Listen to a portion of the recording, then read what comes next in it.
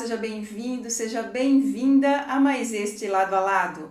Com muita alegria, eu recebo hoje aqui no programa o ator, diretor, cineasta, escritor Vicentini Gomes, um artista múltiplo que no momento está focado na produção do documentário Ianhambi, trazendo a história do rio Tietê sob o olhar dos povos originários. Vamos conversar com ele? Bem-vindo, Vicentini. Obrigado pelo convite. Eu estou aqui perplexo pelo seu estúdio. Você múltipla, você faz tudo. Você é cinegrafista, você edita.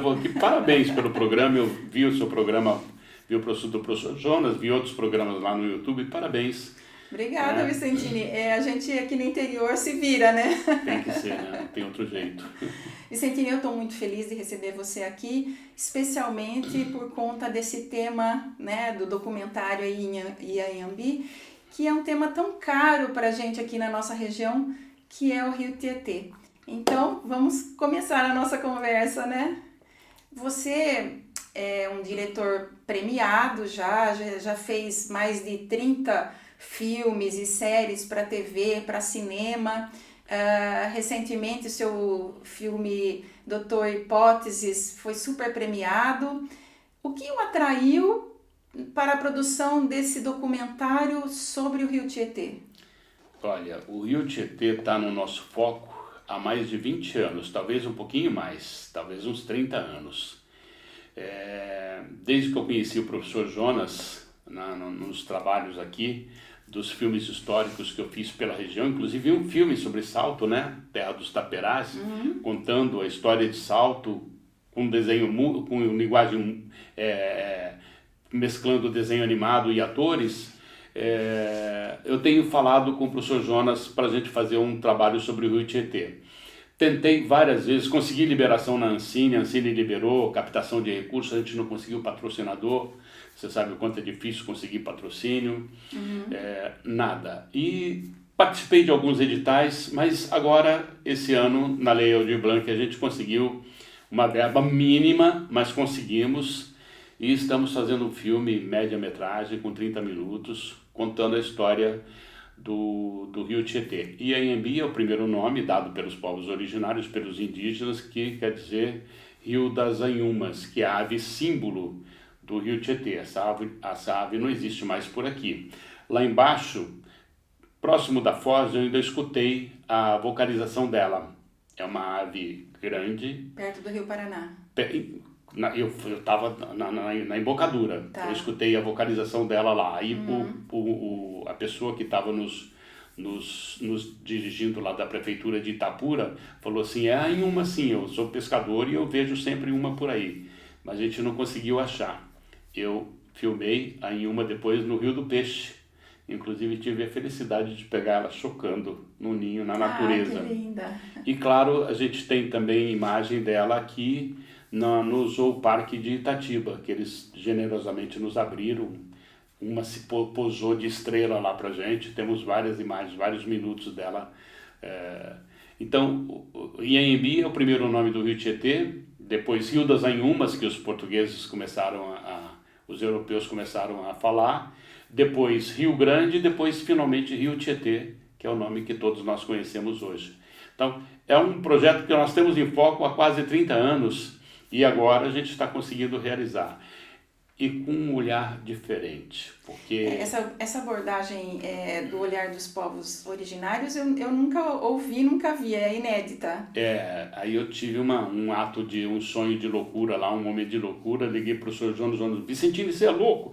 Para falar disso aí eu consultei algumas aldeias que a gente tem, consultei alguns especialistas, mergulhamos na pesquisa, e conseguimos fazer um texto bastante interessante. Então nós temos 2 atores indígenas. Que são? Um ancião e um mais jovem. Quem faz? Que é Tony Gonçalves, que é o produtor do filme, inclusive. O Tony é parceiro nosso de muitos anos, tem 85 anos. Ele é descendente indígena.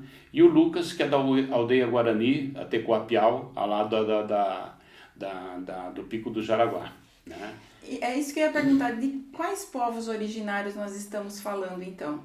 Nós estamos falando de uma multiplicidade de povos originários, principalmente os os guaranis, os tupis, e aí cada região do Tietê havia, por determinado período, porque eles eram povos migratórios, né? Eles ficavam nesse período quando o tempo lhe propiciava por conta da alimentação, do peixe e da plantação, mas eles migravam para outros lugares do território. Então a gente tem uma infinidade.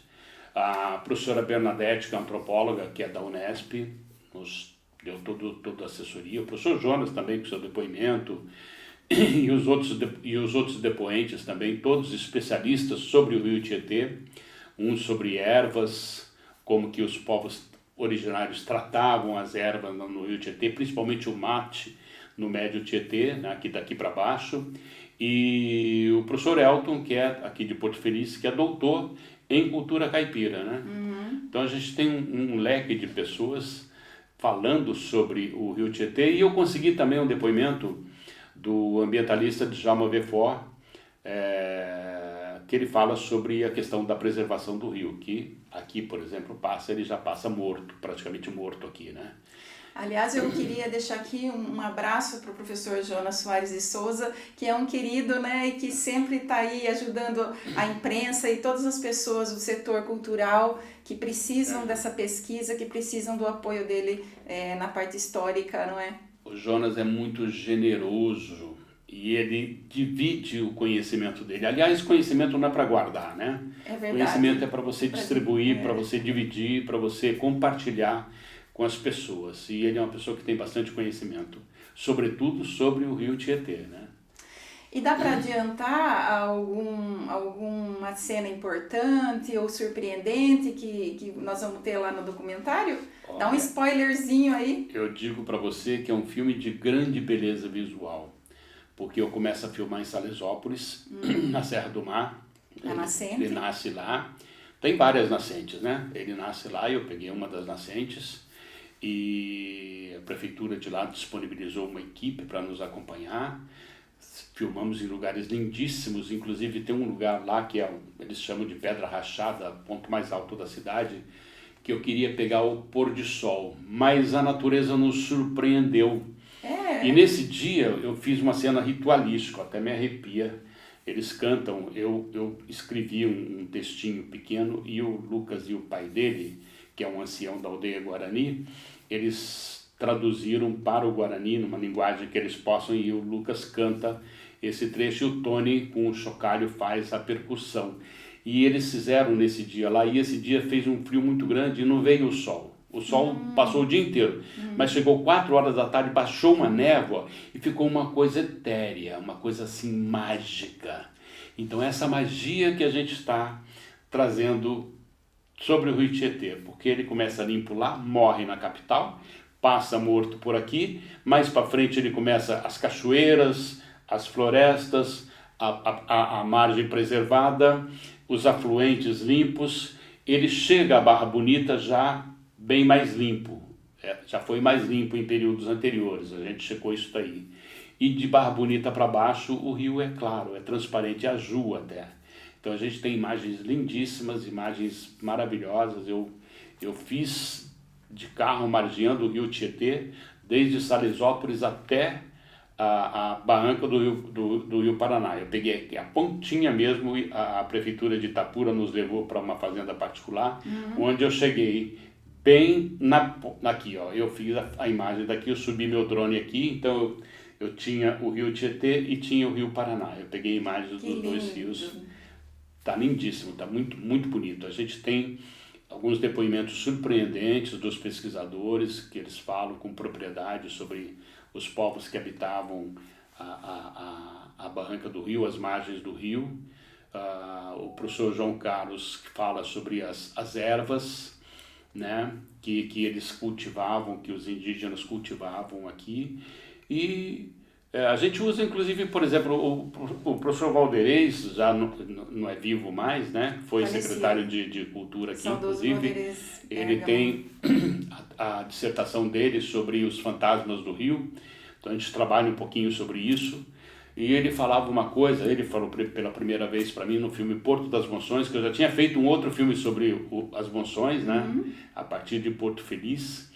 que eu estou remasterizando, inclusive, o filme. Então, acho que até meio do ano, início do ano que vem, eu tenho esse filme de novo no circuito e nos festivais. Ele fala sobre a busca dos remédios. Os remédios não eram só as plantas, não eram só a comida, era o sonho. Qual era o grande sonho? Era o metal precioso, o ouro, as esmeraldas, né? O próprio índio de preação, que eles iam buscavam o índio para escravizar, para usar como mercadoria, não só para o Brasil, que eles levavam isso para a Europa também, né? Então a gente abre um leque, é 30 minutos só o filme, mas a gente abre um leque com bastante propriedade, falando um pouquinho de cada coisa importante que a gente tem na Barranca do Rio aí. E em que fase está o documentário? Estou na ilha de edição, já comecei a mexer. Está editando já? Comecei a editar. Já comecei a editar, nós fizemos todas as imagens do Rio, inclusive a de São Paulo, que a imagem está bonita, mas é triste ver né? O rio passando lá. É até sufocante, né? Quando a gente passa ali e vê aquele... E tem vida dentro daquele rio, né? Tem alguns peixes que habitam ali, tem as capivaras e tem até jacaré de vez em quando que aparece por ali. Quando você pretende estrear o documentário e onde a gente vai poder acompanhar? Olha, eu espero poder, como tem muita computação gráfica, tem muita coisa de fotografia para trabalhar, que a gente vai usar algumas coisas dos especialistas antigos, dos navegadores antigos.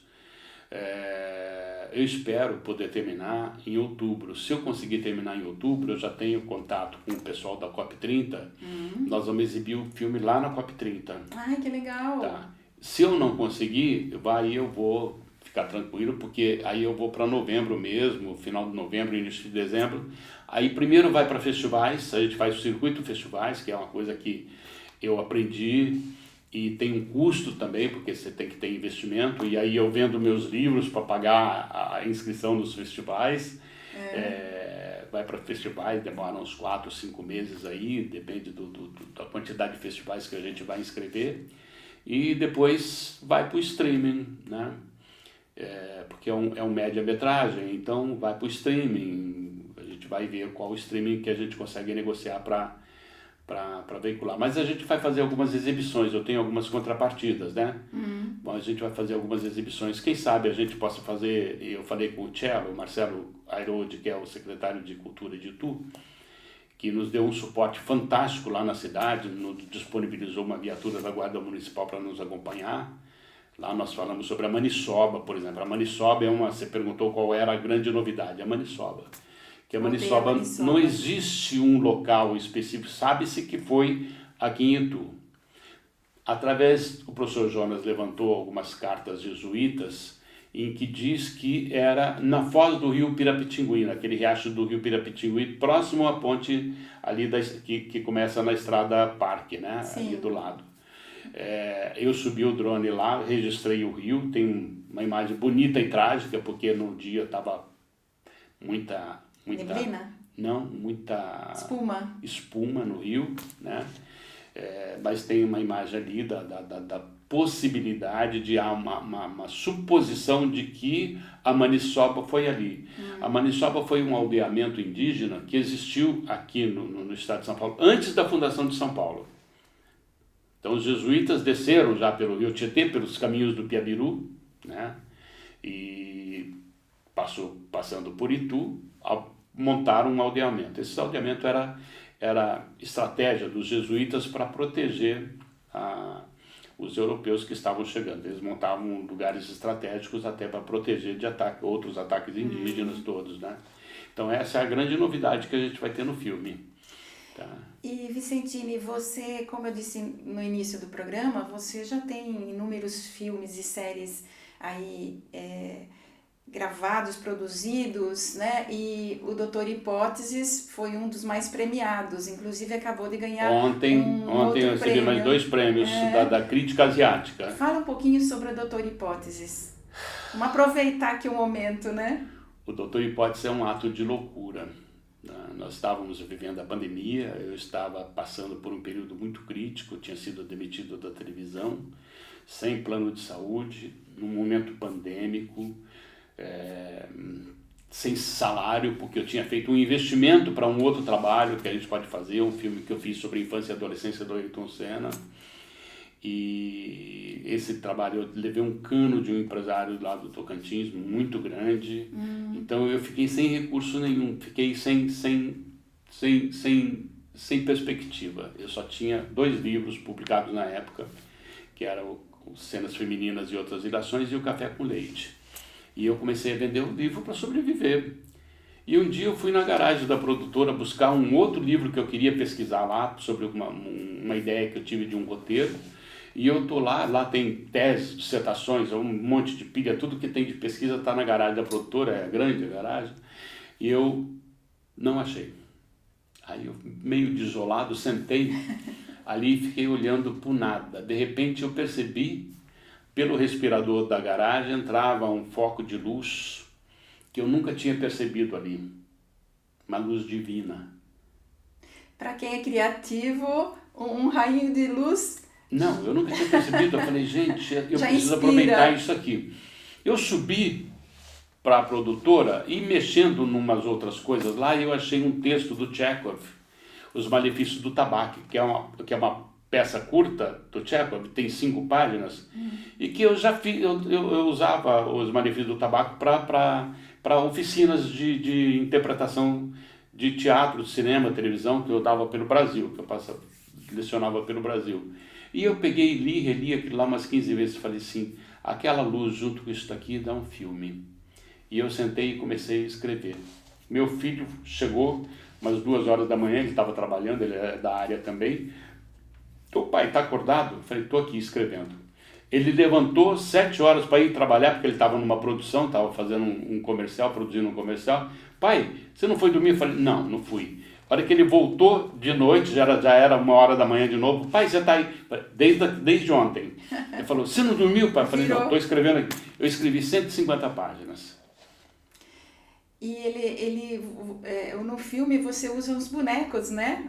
Aí eu falei assim, eu comecei a mexer, falei, como que eu vou fazer isso daqui? Aí comecei a cortar, falei, esses personagens, eu escrevi os personagens, como que eu vou fazer isso? Pandemia não tem jeito. Eu preciso fazer alguma coisa. Eu vou fazer uma loucura, eu vou fazer um filme na pandemia aqui na garagem, aproveitando aquela luz. E eu comecei a pensar, em vários filmes eu tive bonecos, tanto de Mamulengo, quanto bonecos, o Muppet de espuma, no Confidências de um Espermatozoide Careca, uma peça eu tinha vários bonecos, que eu brincava com essas questões. Dom Casmurro, que eu fiz do Machado de Assis, tinha máscaras. Eu comecei a juntar, levantei e eu vi, tinha 25 bonecos. Falei, preciso de mais um. Depois eu emprestei 2 bonecos eu emprestei. Tinha 24 bonecos. Aí eu comecei a dar nome aos bonecos. Qual personagem que eu... Aí eu desenvolvi, chamei 2 amigos, o de aulas Ulisses, que é meu assistente de direção. Ele era diretor da Escola de Cinema Livre de Santo André. Falei, Diabos, tem uma loucura para vir aqui. Chamei mais 2 amigos, um bonequeiro, né, o Claudemir Santana. Chamei mais uma amiga e começamos a conversar. Todo mundo de máscara, tudo, com a mesa não. Começamos a ler, eu comecei a mexer. Bom, filmei. O Hugo, que é meu principal assistente, que cuida toda a parte de pós. É especialista em desenho animado, especialista em computação gráfica. Ele estava trabalhando na Itália, ele voltou para o Brasil. Sentamos na ilha, mais 3 meses eu tinha o filme pronto. E foi um sucesso, né? Onde que as pessoas encontram para ver agora? Mas tem uma coisa que é muito importante eu te falar. Meu filho falou assim, pai, manda para o Brasil, festivais do Brasil, não manda para fora não. Eu falei, não, eu acho que esse filme vai dar. Eu mandei para 15 festivais no Brasil. Ninguém me deu um retorno, eu não fui classificado em nenhum festival. Aí, conversando lá com a equipe, eu falei assim, eu vou mandar para 3 festivais. Mandei para um festival em Los Angeles, o OTB, mandei para um festival na Venezuela e mandei para o Festival de Roma, que eu tenho um contato com eles lá. Eu fui premiado em Roma 3 prêmios, melhor filme, melhor interpretação e melhor música, trilha sonora. Na Venezuela fui premiado em 4 ou 5 prêmios, também a mesma coisa. E em Los Angeles também, melhor interpretação, melhor filme e melhor trilha sonora. Falei, pronto. O filme fez tanto sucesso no exterior. Ontem eu ganhei mais 2 prêmios de ator. Melhor ator de 2025, melhor ator comediante, porque eles têm... O reconhecimento em casa é mais difícil, né? Eu vi que você trouxe aqui um livro onde tem uma matéria... Sim, da página 34 e 35. Se você quiser mostrar aí, tem uma matéria. Essa é a revista da Wide Filmmaker, que é a plataforma de cinema independente mais importante do mundo. É aqui, Então, ó. tá aí, eu tô na capa aqui também, né, aqui Cadê em cima. você? Ah, é aí em cima. Eles elegeram os 51 cineastas independentes mais importantes do mundo e me elegeram lá, né? Principalmente por conta do Doutor Hipótese. Claro, tem outros filmes também que foram premiados. O Ayrton, Meninice do Coração do Brasil, foi bastante premiado lá, que é um filme que eu conto a infância e adolescência do Ayrton Senna.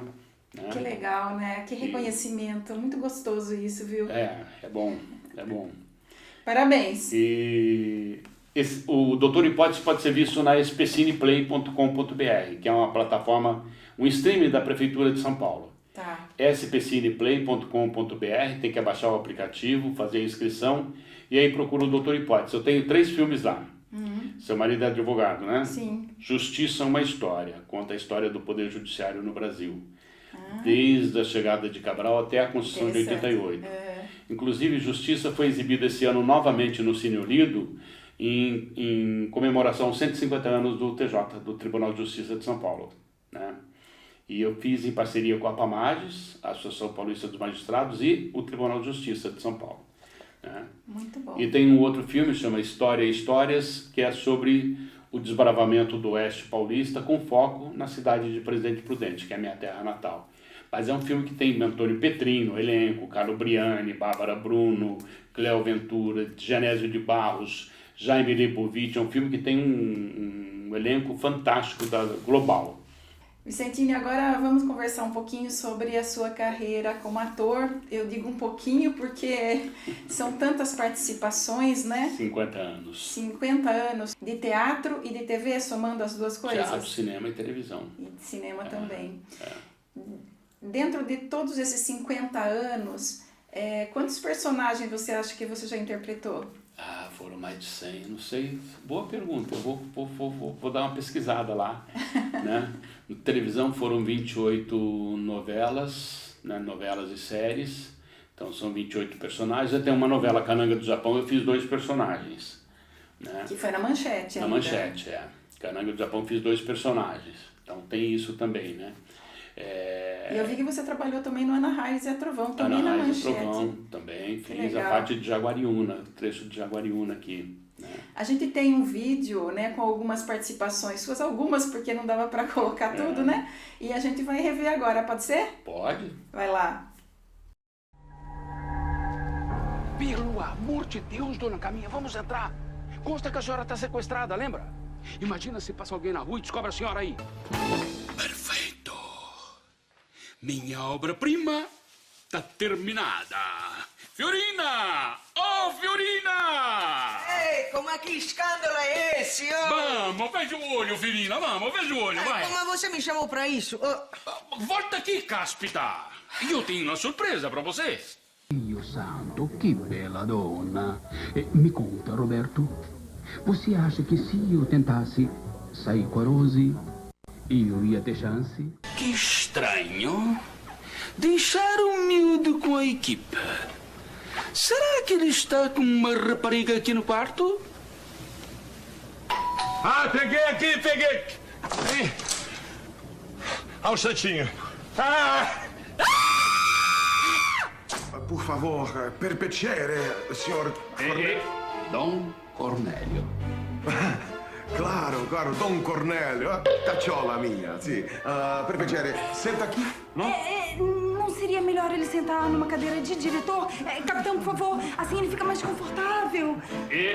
Tô gostando, hein? Tô me colocando à altura da minha importância. Dessas participações que a gente viu aí, o Serjão, eu me lembro, no Avenida Brasil, que foi uma novela excepcional, né? E o Dom Cornélio no Malhação também foi bem marcante, né? O Serjão, eu fui para a novela para fazer 30 capítulos, só menos de 30 capítulos. Nós ficamos 2 meses trabalhando. Você era o sequestrador da Carminha. O sequestrador da Carminha. Era um grupo, né? Era um trio, os sequestradores. Eram 3 sequestradores. Mas o Serjão emplacou tanto porque ele era um personagem que ele era casado com 5 mulheres, tinha não sei quantos filhos, e ele era sequestrador para sustentar a família. Então, é um personagem engraçado, e é um personagem que o João Emanuel Carneiro botou um personagem seguro e divertido. E eu consegui emplacar, o personagem emplacou, passou um tempo, o Luciano Rabelo, que era o diretor de elenco, me ligou, o João mandou avisar você que você continuou na novela, e a Globo renovou o contrato na época, e eu fiquei depois vários anos seguidos fazendo o trabalho, aí o personagem fazia umas participações, depois no capítulo 150 até o 186, 187, que é o final lá, aí foi bastante intenso também a participação do Serjão. Eu era barrado em banco.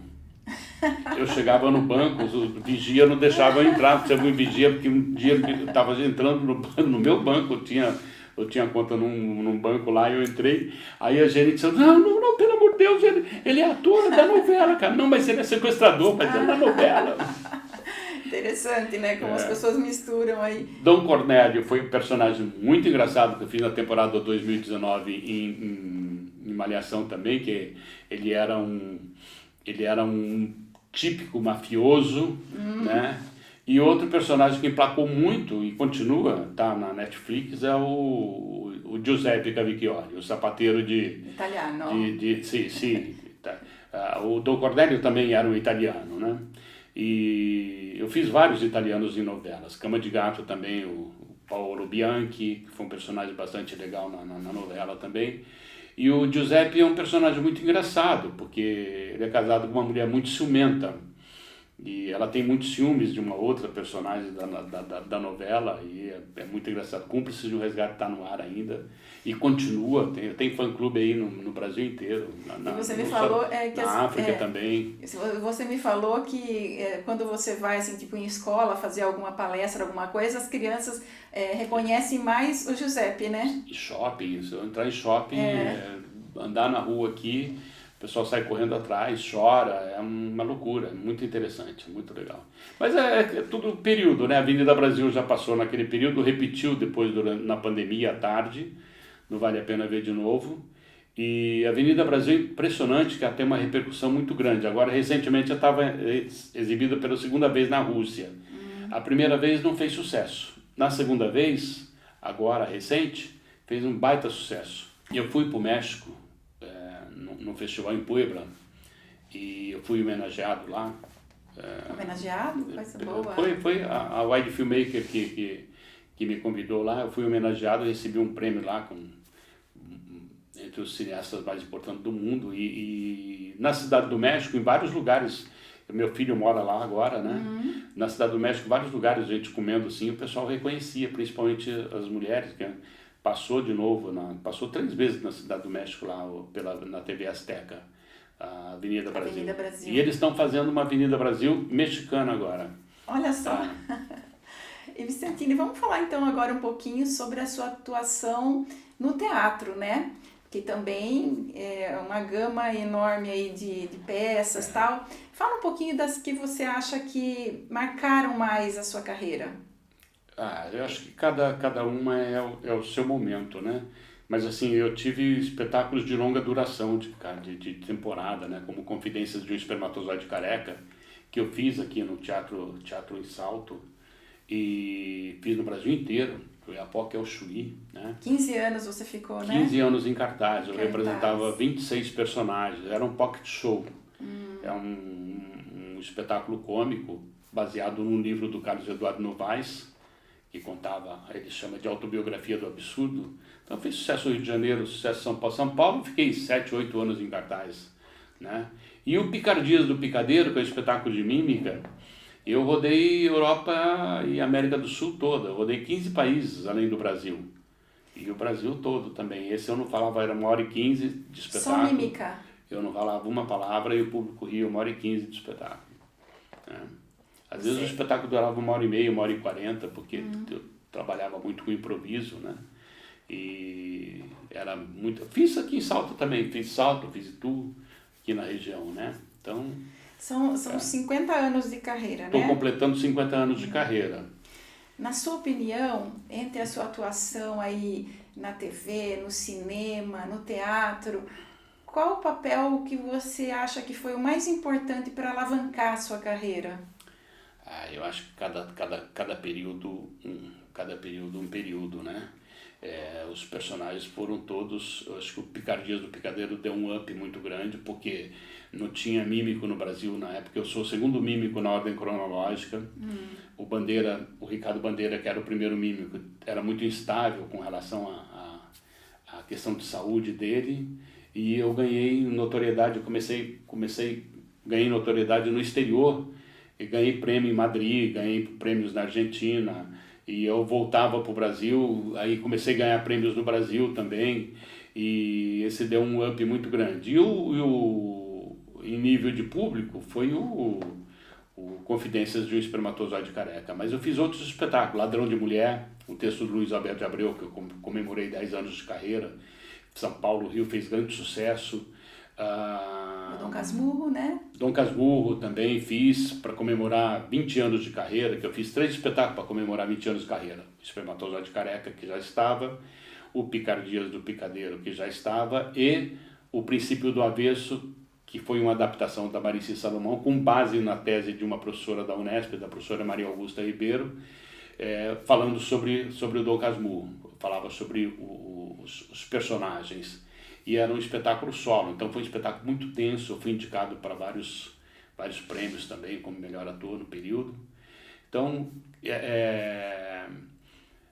eles não usam black tie, foi uma temporada curta, com direção do Dan Rossetto, também está o texto do Jean Francisco Guarnieri, e eu representei o personagem que o Guarnieri fez, então isso, para a mídia, é importante, né? Então, foi bacana, né? E você tem quantos roteiros e quantas peças escritas? Você tem esse número? Porque Roteiros são mais de 5, acho que chegam entre os que eu tenho escrito lá todos já, acho que eu tenho cerca de pouco mais de 100 roteiros para cinema. Roteiros. Considerando curta-metragem do início de carreira lá nos anos 70, até agora eu acho que eu tenho uns 100 roteiros escritos. E se considerar os argumentos desenvolvidos, eu chego a uns 120, 130, porque escrever para mim virou uma regra, entendeu? Eu escrevo todos os dias. E já eu posso são chegar 9 cansado, livros, né? eu abro o meu computador, mesmo que eu escreva assim, passei por aqui, eu faço isso. Eu criei um hábito de escrever, né? Vamos falar então um pouquinho do Vicentini Gomes, escritor. São 9 livros, não é? 9 livros, tem mais uns 3 prontos já que estão no computador. Mais 3? Tem 3 prontos e tem 2 que eu estou escrevendo. Um sobre as mulheres. Mais um sobre as mulheres, que é o Cenas Femininas, né? Vamos pegar aqui. E outras ilações. Tem o Café com Leite, né? Café com Leite foi fala o primeiro. Sobre a imigração. Aliás, deixa eu voltar um pouquinho sobre o teatro. Seu marido vai gostar, os advogados vão gostar. Para comemorar 50 anos de carreira, eu vou fazer o processo icônico, o maior erro da justiça americana de todos os tempos, que foi o caso Sacchi Vanzetti. Lá em 1928 e 27, eles foram condenados à morte por um crime que eles não cometeram, por conta de interesses do sistema.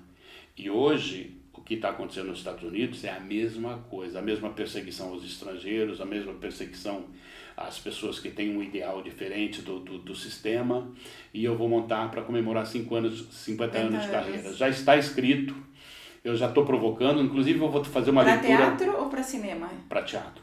Eu vou fazer uma leitura na Pamages para debater com os desembargadores e os especialistas lá na Pamages, e já tenho feito leituras do roteiro. A Bárbara Bruno vai dirigir, né, já está. Em 26 eu já começo a trabalhar ele, extrair em 27, porque completa 100 anos da execução de Sacchi Vanzetti, e em 27 eu completo 50 anos de carreira. É um texto que eu estou escrevendo desde quando eu tinha 17 anos, quando eu entrei na Faculdade de Direito. Ah, você fez Faculdade de Direito? 2 anos. Aí um dia me aborreci lá e fui embora. Fui fazer voltei, fui fazer só teatro e fui fazer só arte. E Vicentini, vamos falar então um pouquinho dos livros, né? Eu ganhei 3 aqui, olha, gente. Aí Era Uma Vez o Medo, que é o último, né? Esse aqui Acabou de lançar, né? Acabou de lançar. Vicentinho, Acabou de lançar. História Sem Fim, de um Mundo Sem Pé Nem Cabeça. E esse aqui Cenas femininas e outras. Fala sobre o universo feminino. Olha, um homem falando sobre o universo feminino. Eu abri aqui, gente, e o primeiro texto que eu vi aqui falava sobre menopausa. Eu já falei, nossa, Vicentini falando sobre menopausa. Mas a coisa mais importante que tem nesse livro é onde define a personalidade da mulher. Você tem noção do que define a personalidade da mulher? Não a bolsa da mulher. O que ela leva dentro da bolsa. Você vai rir bastante lá. E esse livro é muito especial porque há 15 anos, mais ou menos, ou talvez até um pouco mais, eu faço palestras pelo Brasil inteiro ensinando a escrever. Escolas públicas e particulares, município, para professores, ensinar os professores para trabalhar com seus alunos, como estimulá-los a escrever. Estado, fiz vários estados, fechei pacote com vários estados para fazer professores de literatura do ensino médio e no estado inteiro. Então passava todas as diretorias de ensino trabalhando com professores, e eu ficava pensando, eu queria fazer um livro sobre uma metodologia para escrever, mas eu não queria fazer aquilo que os americanos fazem, que é receita de bolo. Sei. Americano faz receita de bolo para tudo, eles têm receita para tudo. 10 passos para isso. Faça exatamente o que eu estou te mandando aqui. Por quê? Porque escrever é criatividade, escrever é um mergulho no inesperado, num buraco negro da imaginação. Você tem que mergulhar e criar esses personagens. E aí eu consegui, esse ano, finalizar o livro. Então, são livros com crônicas inspiradas no imaginário, no realismo fantástico. E são divertidas, né? Porque Sim, tem um toque de humor. E cada tem humor, e cada crônica, falando sobre um processo, um ato da escrita, e cada crônica, após a crônica, tem um exercício para praticar. Então, quando termina o livro, você já praticou o paradigma da escrita. Entendeu? Você tem todo o paradigma da escrita registrado na sua mente de forma divertida e com exercícios. Aliás, quando termina o livro, você tem um livro pronto, escrito. Pode publicar um livro. E uma curiosidade, você quando era criança já gostava de escrever ou isso veio mais tarde? Meus amigos dizem, os amigos que eu conheço ainda da infância, depois da adolescência, diziam que eu contava muito caos, muitas histórias. E eu sempre contei muitas histórias, porque eu sempre viajei muito, então vi muita coisa. Mesmo quando meu pai morava numa fazenda, eu fui criado numa fazenda, eu nasci em Presidente Prudente, 6 meses depois meu pai mudou para o Paraná para uma fazenda. Eu fui criado até 6 anos na fazenda. E aí essa aventura da fazenda, criança, não tinha rádio, só no final da tarde que pegava, o pessoal reunia, que o único rádio da fazenda era o do meu pai. E eu, o povo todo da fazenda, uns 50, 60 pessoas, escutar, né? Assistir o rádio. Assistir o rádio. E a gente ficava brincando, né? Rio, bicho feroz. Quantas vezes eu acordei, debaixo da minha cama tinha cascavel, cobra cascavel. Pelo amor de Deus. E entrava Deus. procurando o rato que tinha na casa, né? E é coisa de fazenda, entendeu? Naquela época, casa de madeira, desbravando o sertão lá do Paraná, né? E aqui tem se você me permite uma provocação, História Sem Fim, na página 51, tem Por favor. É uma das minhas grandes paixões aqui, desse livro, que é um baile dos sentimentos, né? Estamos entrando em um salão de cristal, tão vasto que as luzes dançam nas paredes como se fossem vivas. Neste salão, semanalmente, acontece o baile dos sentimentos, onde cada emoção se veste de gala e toma seu lugar na pista da dança. A alegria, sempre no centro, gira radiante em sua roupa de 1000 cores, arrancando sorrisos por onde passa. A tristeza, em seu vestido azul escuro, a segue com passos lentos, como uma sombra que tenta compreender o brilho da alegria, segurando uma lágrima teimosa no canto dos olhos. O amor, sempre corajoso, com sua capa vermelha esvoaçante, tenta se aproximar do medo, que, encabulado, esconde-se atrás de uma coluna dourada, observando de longe, tremendo em seu terno cinza discreto. A vergonha, em tons pálidos e com bochechas ruborizadas, fica encostada na parede, torcendo para que ninguém a chame para dançar. Já o nojo, e aí vai com os outros sentimentos, né? Que legal. E Vicentini, quem quiser adquirir os seus livros, aqui, esse é o último, né? Era uma Vez um Medo e Outras Crônicas para quem sonha em escrever mesmo sem saber como. Para adquirir os livros... Ou pelas minhas redes sociais, @Vicentini, com I, Gomes, com Z, no Instagram e no Facebook, pode pedir lá, ou Vicentini Gomes, Vicente com I, Gomes, com Z, @gmail.com, é só pedir que chega na sua casa certinho. A partir de agosto, já agora do meio do mês, esse livro, os dois vão estar na livraria do Pedaço, lá no Espaço Petrobras de Cinema, tá? E vão ter outros livros meus lá também, mas é só pedir pelas redes sociais que é até mais barato do que na livraria. Muito bom. Vicentini, você que já escreveu inúmeros roteiros, 9 livros, se você tivesse que deixar um conselho para quem quer começar a escrever, né? Um só, porque aqui tem muitos outros, né? Por favor. A questão para escrever, o grande problema de quem vai começar a escrever é a página em branco, né? E eu um problemão. Exaustivamente.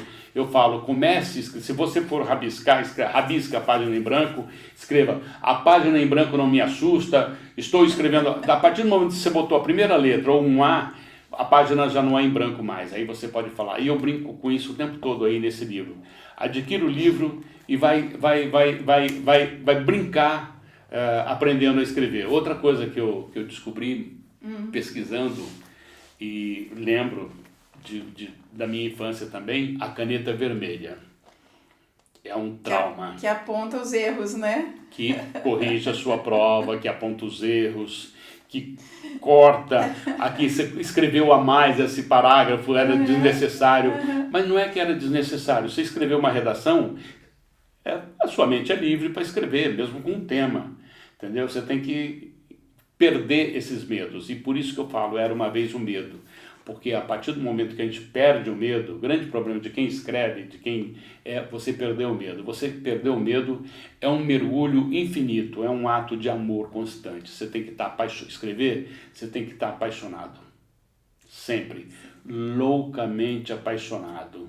Porque você mergulha sempre em um poço profundo, invisível, em busca da imaginação e de escrever aquilo que não existe. Agora a última pergunta. Entre atuar, dirigir e escrever, escolhe uma. Os três, todas as vezes. Não tem, porque saiu pela tangente. Às vezes eu faço no mesmo dia eu faço tudo. Doutor Hipóteses que eu ganhei 50 com os dois de ontem, 53 prêmios de melhor ator protagonista nos 5 continentes. Doutor Hipóteses me quebrou uma barreira que eu tinha. Eu não tinha coragem, fazia pequenas participações em filmes que eu dirigia, que eu escrevia e dirigia, mas eu não tinha coragem de atuar. O Doutor Hipóteses me fez quebrar essa barreira. Eu quebrei essa barreira. Hoje eu escrevo os roteiros para que eu possa... E aí foi um cara muito importante que completou 102, 103, 105 anos agora esses dias aí, oh meu Deus, ator de Hollywood, tem 2 deles lá, o Woody Allen, que eu também sou louco por ele, pelas histórias dele, e o Clint Eastwood. O Clint falou uma vez numa entrevista, que ele falou, por que você escreve e atua? Falou, porque ninguém escreve o personagem que eu gostaria de interpretar. Então, hoje, com a minha maturidade, com a minha experiência, com a minha vivência, eu escrevo os personagens que eu quero interpretar. Porque mesmo lá na televisão, por mais que me ofereçam um personagem, nem sempre é aquele que eu gostaria de interpretar. Então, nas minhas produções, eu escrevo para que eu interprete aqueles personagens que eu gosto. Às vezes não é o protagonista, mas é o personagem que eu escolhi para que eu possa interpretar. Vicentini, eu quero agradecer você por ter nos prestigiado aqui com a sua presença, desejar muita sorte, além do que você já teve com as suas produções, especialmente com esse documentário que você está produzindo sobre o Rio Tietê, e muito sucesso aí para que você, nos 50 anos, quando comemorar os 50 anos, consiga fazer assim tudo o que você está planejando aí para a comemoração, porque 50 anos de carreira não é pouca coisa não, né? É história. Muito obrigado pela oportunidade de Quem estar agradece aqui falando. sou eu, viu? Obrigado ao pessoal que está assistindo aí. Um beijo no coração. Né? E obrigada a você que nos assiste aqui pelo YouTube ou pelo Spotify. Beijo no coração e até semana que vem que eu tô de volta.